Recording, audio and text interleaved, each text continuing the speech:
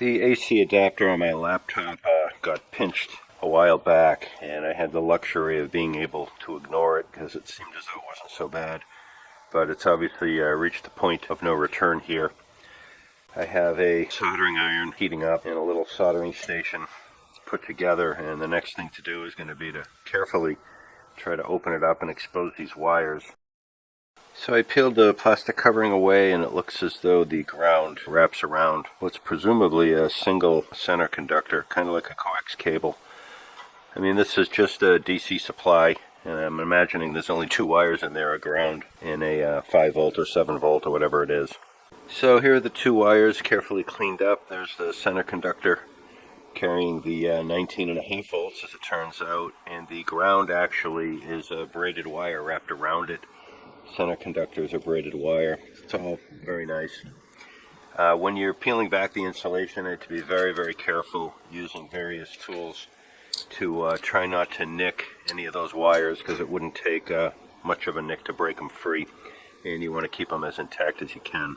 Now, soldering the center conductor isn't going to be much of a problem, but you can't solder the outer conductor because the heat from the iron is almost certainly going to ruin the insulator on the center conductor, and that could be a short circuit. But I think I have an innovative solution for that problem. I slipped some heat shrink tubing over each side. You want to make sure you have plenty, because once it's soldered together, you're not easily going to be able to get heat shrink tubing on it. Anybody that thinks they might be working with electrical or electronic type stuff, it's always a good idea to have an assortment of heat shrink tubing handy. This stuff is not very expensive. So I don't have a third hand setup, so I have the center conductors twisted together, held in place by a couple steel bars resting on some wood stock. And now it's just a matter of getting some flux and solder in there.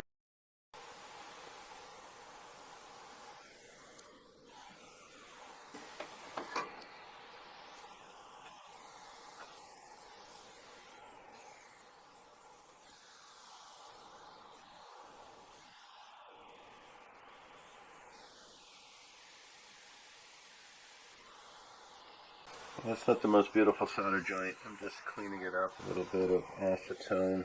My heat shrink tubing already shrunk, so I think I'm going to have a tough time insulating this guy.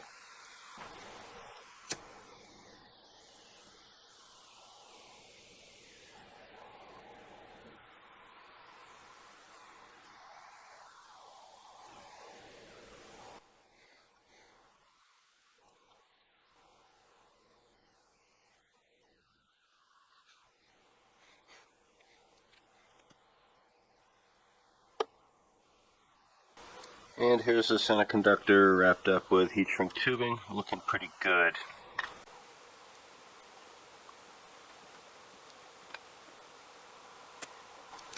I don't think I can solder this outer conductor without running a serious risk of hurting the inner conductor and heat shrink tubing that I already did.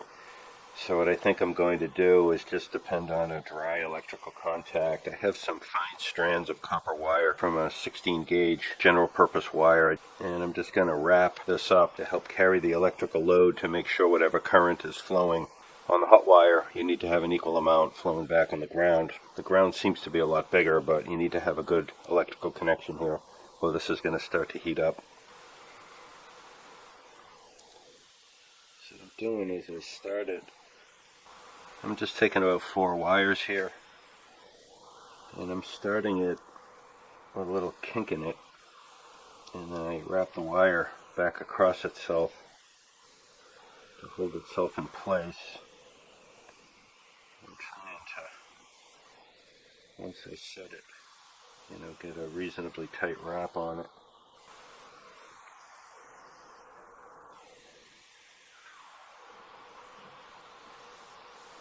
Alright, and that's what we have. So I managed to flip the black one over most of the joint, and this red one went up about so far. The joint runs from about there to there, so the black one's covering most of it. And I think once I shrink these, I'm going to try to get this black one over both of them to add a little further insurance policy.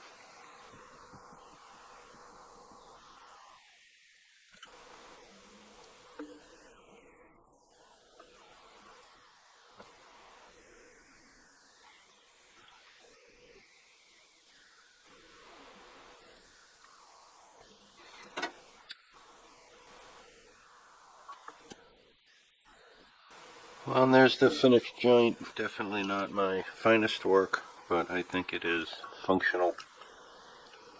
So without showing you too much about what's on my computer, if you look down here, we are charging.